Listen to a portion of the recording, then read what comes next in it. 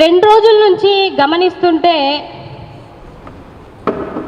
మహిళల మీద చాలా కన్సర్న్ ఉన్నటువంటి వ్యక్తులు, మహిళా ఉద్ధారకులు 2 డేస్ నుంచి ప్రెస్ మీట్లు పెడుతున్నారు. ఎంతకాడికి అమర్ గారు, మాజీ మంత్రి అయినటువంటి అమర్ గారు మాట్లాడినటువంటి మాటల కోసం మాట్లాడుతున్నారు తప్ప అసలు అనిత గారు ఏమన్నారు ముందు ఆ విషయం కోసం ఎవరు మాట్లాడట్లేదు. సో నేను మీడియా సమూహంగా అసలు ముందు అనిత గారు ఏం మాట్లాడారు,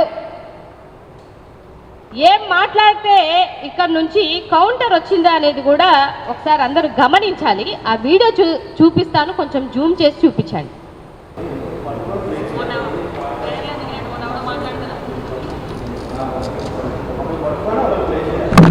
నేను చెప్తాను, ఒకవేళ వినిపించకపోతే యూట్యూబ్లో కూడా హల్చల్ చేస్తున్నాయి వీడియోలన్నీ.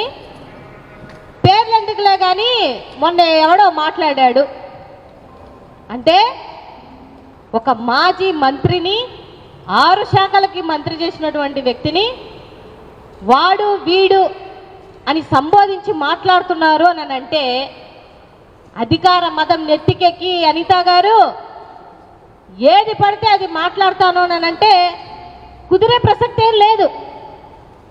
ఇవాళ మీడియా మిత్రులనే అడుగుతున్నాను, మిమ్మల్ని కూడా అంటది, మీరు ఏదైనా క్వశ్చన్ చేస్తే మీరు అబ్జర్వ్ చేశారో లేదో.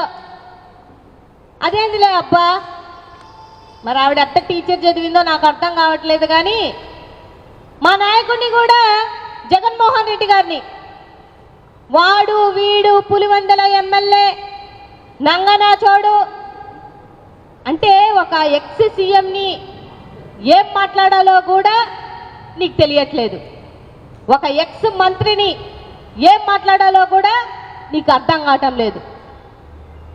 నోరు మంచిదైతే ఊరు మంచిదని అంటారు. ఎందుకు ఈ పెద్దలు సామెత చెప్పారు అని అంటే నీ నోరు మంచిగా ఉంటే ఎవరైనా కూడా ఏమనరు. అసలు అమర్ గారు ఎప్పుడు ఏ మహిళని కోసం తక్కువ చేసేటువంటి వ్యక్తి కాదు.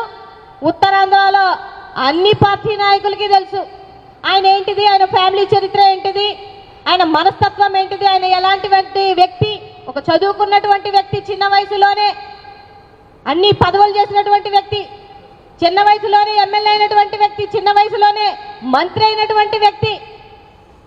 అలాంటి వ్యక్తి మాట్లాడే అవకాశం ఎవరిచ్చారంటే నువ్వే ఇచ్చావు.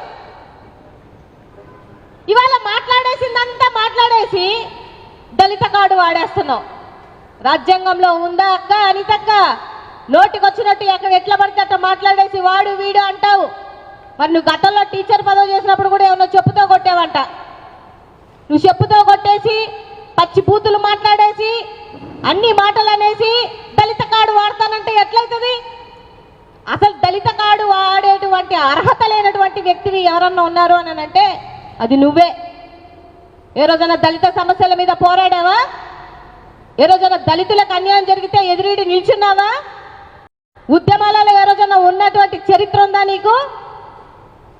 రీసెంట్గా నేను ఒక వీడియోలో చూశాను. నేను ఏమంటున్నారంటే మేడం కొంతమంది దళితుల్ని కేక్ కట్ చేశారని, అంటే జగన్మోహన్ రెడ్డి గారు బర్త్డే సందర్భంగా కేక్ కట్ చేశారని 3rd డిగ్రీ ఉపయోగించారు వాళ్ళ మీద. నాకు తెలిసి ఏ రాజకీయ చరిత్రలో కానీ ఇప్పుడు వరకు కేకులు కట్ చేసినందుకు కేసులు పెట్టడం కానీ, కేకులు కట్ చేసినందుకు 3rd డిగ్రీ ఉపయోగించిన వాళ్ళు కానీ ఏ మంత్రి లేదు, ఏ పార్టీ లేదు. అది మీ కూటమి పార్టీకి, టీడీపీ పార్టీకే చెల్లుబాటు. ఆ రోజు ఆవిడ ఏం మాట్లాడారంటే ఇలాగ ఒక విలేకరు గారు అడిగితే ఏమంటుందంటే చట్టానికి దళితులు అలాంటిదేం లేదు, తప్పు చేస్తే ఎవరైనా శిక్షార్హులు అన్నటువంటి మాట్లాడినటువంటి అనిత గారు, మరి నువ్వు తప్పుడు మాట మాట్లాడింది ఫస్ట్ నువ్వే.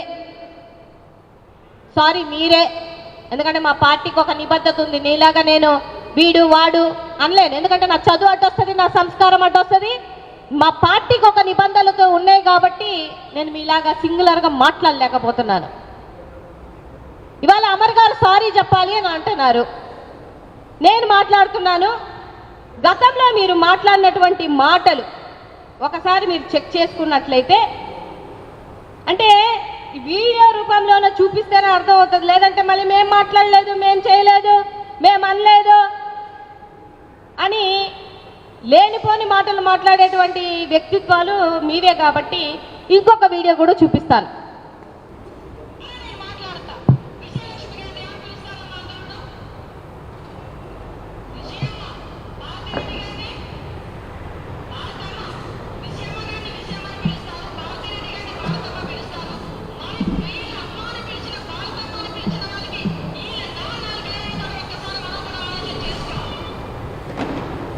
ఇదండి విజయమ్మని విజయమ్మ అంటారు, భారతమ్మని భారతమ్మ అంటారు.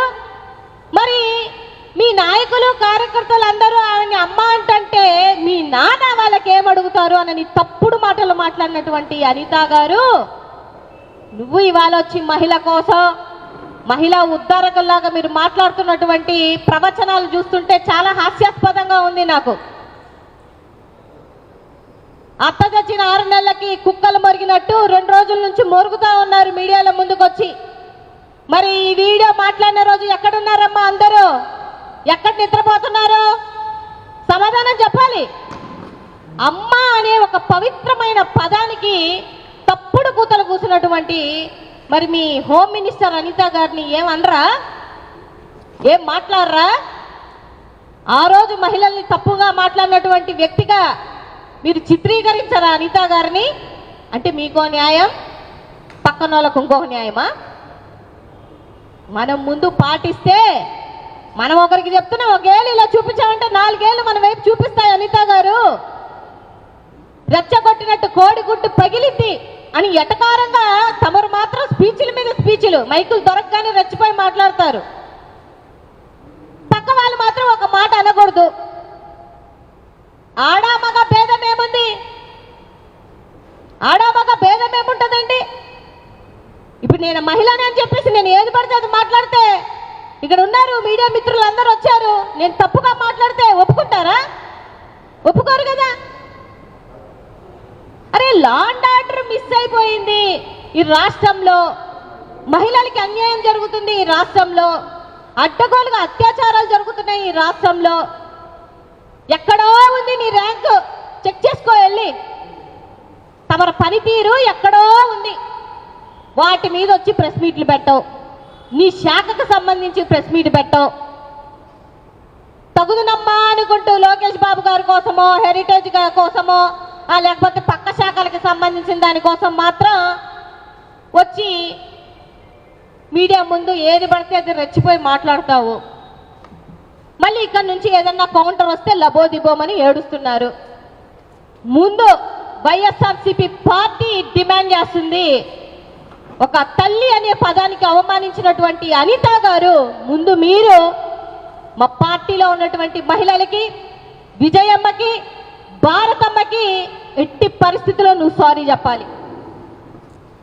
అదేవిధంగా మా నాయకుడు జగన్మోహన్ రెడ్డి గారిని తప్పుడు మాటలు మాట్లాడుతున్న అనిత గారు, మా జగన్మోహన్ రెడ్డి గారికి నువ్వు సారీ చెప్పాలి. అలాగే ఇక్కడున్నటువంటి మంత్రుల్ని తప్పుడుగా మాట్లాడుతున్నటువంటి అనిత గారు, రెచ్చగొట్టే విధంగా మాట్లాడుతున్న అనిత గారు, ముందు మీరు సారీ చెప్పాలి. సారీ చెప్పి చెంపలేసుకొని ఇంకెప్పుడు అననని చెప్పేసి తమరు మాట్లాడితే నీతి వాక్యాలు బాగుంటాయి. మీరు మాట్లాడివేమో అన్ని ప్రవచనాలు అయిపోయాయి. పక్క వాళ్ళు ఏదన్నా కౌంటర్ వీడియో చేస్తే మాత్రం దళిత కార్డు వాడేస్తుండే. అందుకే అంటున్నాను కదా, దళిత కార్డు వాడేటువంటి హక్కు కానీ అర్హత కానీ లేనటువంటి మహిళ మీరు. సో మీ చరిత్ర చూసుకుంటే చెప్పాను కదా గతంలోనే, ఎవరినైనా రెచ్చగొట్టే మాటలు మాట్లాడుతుంది, ఎవరైనా వాడు వీడంటది, ఎవరైనా మాట్లాడుతుంది, ఎవరైనా కొట్టేస్తుంది, ఎవరి మీదైనా రేపు కేసులు పెడుతుంది, ఎవరినైనా ఇష్టం వచ్చినట్టు మాట్లాడుతుంది, మళ్ళీ దళిత కార్డు వాడుతుంది. ఇది ఎక్కడ నేను చూడలేదండి. ఈ సాంప్రదాయం నేను ఎక్కడ చూడలేదు. రాజ్యాంగం అనేది అందరికీ అవకాశాన్ని కల్పించింది. లా అండ్ ఆర్డర్ అనేది అందరికీ ఈక్వల్గా ఉంటుంది, సమానం ఉంటుంది. మనం మాట్లాడకూడదు, అవతల వాళ్ళు మాట్లాడేటువంటి అవకాశం ఇవ్వకూడదు. ఆ మాత్రం తెలియకుండా నేను చాలాసార్లు చెప్పాను, అతి ఎప్పుడు చేయకూడదు. ఇవాళ నిన్ను అతి మంత్రి అంటున్నారు, అధిక ప్రసంగ మంత్రి అని అంటున్నారు. అంటే హోంమంత్రి అని అంటే మహిళల కోసం వచ్చినటువంటి మంత్రి కాదు, తిట్లు తిట్టే మంత్రిగా జగన్మోహన్ రెడ్డి గారిని తిట్టుకుంటూ జగన్నామ స్మరణ చేసుకోవడానికి ఇచ్చినటువంటి మంత్రిగా ఇవాళ మీరున్నారు. మీ పనితీరు ఏంటనేది ఇస్తున్న సర్వేలు చూసుకోండి. మీ చంద్రబాబు నాయుడు గారు సర్వే పడితే రెడ్ జోన్లో ఉన్నారు మీరు కూడా.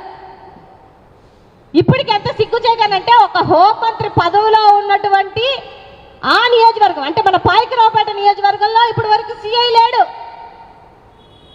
లేడండి. సిగ్గుచేటు ఎందుకు తీసేశారో దేనికి తీసేశారో అందరికీ తెలుసు. అంటే నీకు నచ్చినట్టుగా రూల్ పాస్ చేయడానికి ఇదేం మీ రెడ్ బుక్ రాజ్యాంగం కాదు, ఇది అంబేద్కర్ గారు రాసినటువంటి రాజ్యాంగం. ఈ రాజ్యాంగంలో మాకు నచ్చినట్టు మేము రాసుకుంటాము నేనంటే రాబో రోజులలో మా బ్లూ బుక్ ఏదైతే ఉందో అంబేద్కర్ రాసినటువంటి రాజ్యాంగంలో మీరు కూడా శిక్ష అర్హులు అవుతారన్న విషయాన్ని గుర్తుపెట్టుకోండి. అడ్డగోలుగా కేసులు పెడతాము, అడ్డగోలుగా విమర్శిస్తాము. నిజంగా నాకు చాలా బాధాకరమైనటువంటి విషయం ఏంటంటే రాజకీయంగా విమర్శలు ప్రతి విమర్శలు ఉంటాయి, ఎవరిని కాదని అనలేం. మరి అమర్ గారు ఒకవేళ మీరు మాట్లాడారు అని మీరు అమర్ గారిని విమర్శించితే అది ఎంతవరకు బాగుండేది. కానీ అమర్ గారి ఇంట్లో ఉన్నటువంటి తల్లి గారిని, వాళ్ళ బిడ్డల్ని, వాళ్ళ భార్యని నోటికొచ్చినట్టు 2 రోజుల నుంచి ఐటీడీపీలో కానీ ఆ టీడీపీ పోర్టల్స్లో ఏవేవైతే ఉన్నాయో ఎంత తప్పుడుగా మాట్లాడుతున్నాయో తెలుసా. ఇది మీ సంస్కారం, ఇది మీ టీడీపీకే చెల్లుబాటు. ఎందుకంటే ఒక మనిషిని టార్గెట్ చేసి ట్రోల్ చేయడం ఇవాళ కావాలని అమర్ గారిని, అంటే ఈ విషయం జరిగి చాలా రోజులైంది కానీ ఏంటో మరి 2 రోజులు నిద్రలేశారు అందరూ. ఏదో డైవర్ట్ చేయడానికి అమర్ గారిని ముందు పెట్టి డైవర్ట్ పాలిటిక్స్ చేయాలని ఏదో ప్రీప్లాన్డ్గా స్కెచ్ చేశారు మళ్ళీ. అంటే మీకు అలవాటే, ఏదన్నా ఒక మాట మాట్లాడితే దాన్ని ఎలా డైవర్ట్ చేసుకోవాలని చూస్తారు. ఇప్పుడు తునిలో ఒక చిన్న బిడ్డ తప్పిపోయిందండి, ఇవాళ హాట్ న్యూస్ అది. అన్ని ఛానళ్ళు ఆంధ్ర తెలంగాణ అన్ని ఛానల్లో వేస్తున్నారు. నీ పక్క నియోజకవర్గమే కదా, వెళ్ళావా, వెళ్ళి పరామర్శించావా, ఆ తల్లిదండ్రులకి ఏమన్నా భరోసా ఇచ్చావా? ఇవ్వకపోగా నువ్వు అన్నట్టుగానే నంగనాచి మాటలన్నీ మాట్లాడతావు మీడియా ముందుకొచ్చి. అందుకే నిన్ను అంటున్నారు నంగనాచి అనిత అని అనేసి. మా నాయకుడిని మాత్రం నువ్వు నంగనాచాడు అని అనొచ్చు, నిన్ను మాత్రం అనకూడదు. అంటే మాత్రం దళిత కార్డు గుర్తొచ్చేస్తుంది, మహిళ అని గుర్తొస్తుంది. మాటలు అనేటప్పుడు నీకు మహిళ అని నువ్వు గుర్తు రావట్లేదా? సంస్కారహీనురాలుగా మాట్లాడి ఇవాళ మళ్ళీ నువ్వు సంస్కారం కోసం మాట్లాడి సుత్తపూస మాటలు మాట్లాడితే ఎవరు ఊరుకునేటువంటి ప్రసక్తి లేదు. ఇక్కడ నోరు జారి మాట్లాడాల్సినటువంటి అవసరం లేదు.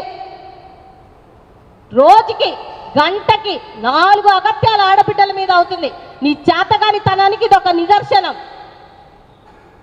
2 సంవత్సరాలు గడిచినా కూడా నిసిగ్గుగా సినిమా ఫంక్షన్లోకి వెళ్తారు, ఆడియో ఫంక్షన్లోకి వెళ్తారు, కబడ్డీలు ఆడతారు, క్రికెటర్లు ఆడతారు, నవ్వుతారు, ఎటకారం చేస్తారు, ఎగిలి చేస్తాలన్నీ చేస్తారు.